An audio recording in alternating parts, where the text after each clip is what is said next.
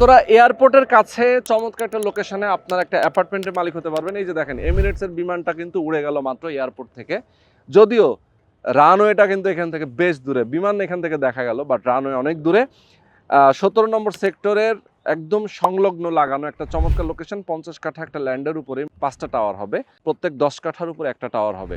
প্রত্যেকটা ফ্লোরে 4টা করে ইউনিট, 1800 স্কোয়ার ফিটের অ্যাপার্টমেন্ট, এবং এখান থেকে মেট্রো রেলের স্টেশন, সেন্টার স্টেশন, উত্তরা উত্তর স্টেশন এবং উত্তরা দক্ষিণ স্টেশন খুবই নিকটে। পাশাপাশি Shanto Mariam university, world university, BGMEA যে কার্যালয়, এগুলো কিন্তু খুবই নিকটে।